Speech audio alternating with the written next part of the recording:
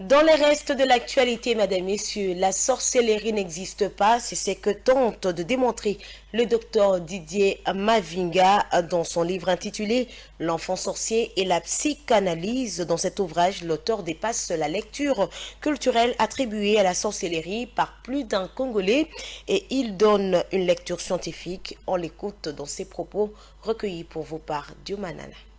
Enfant sorcier et la psychanalyse. Ici au Congo ou dans certains pays d'Afrique, quand ça va mal, c'est la faute de l'enfant et c'est l'enfant qui sera accusé de sorcellerie. Dans d'autres sociétés, quand ça va mal, c'est la faute des parents. Et d'ailleurs, ces enfants qu'on peut accuser de sorcellerie, c'est un des plus grands nombres d'enfants qu'on voit dans la rue. Et pourquoi la psychanalyse? C'est tout simplement pour montrer que la sorcellerie, c'est une manière de fonctionner au quotidien où ce qui ne va pas en nous, voilà, donc des croyances, il faut le mettre sur quelqu'un. Ça permet de passer la journée. Et la psychanalyse vient pour dire, n'ayez pas peur de la sorcellerie, croyez en vous et ayez confiance en vous. Aucune personne n'a de pouvoir sur vous et aucune personne n'aura le pouvoir sur vous. C'est vous-même qui avez du pouvoir sur vous et votre vie sera ce que vous en ferez et personne d'autre. Les pasteurs prennent en charge la croyance à la sorcellerie. Ils ont leur rôle, mais on voit bien, cela ne suffit pas.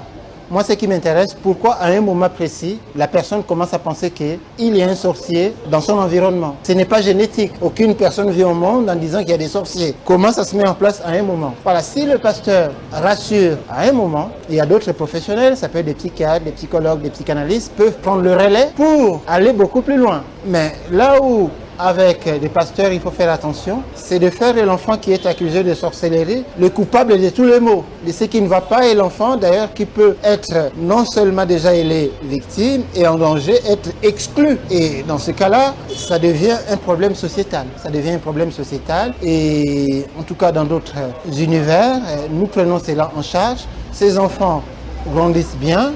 Et ce sont des adultes aussi donc bien structurés. Mais ici à Kinshasa, j'ai vu l'association par exemple Riger qui fait un travail remarquable. J'ai rencontré le responsable de cette association où un début de collaboration déjà est en train de se mettre en place.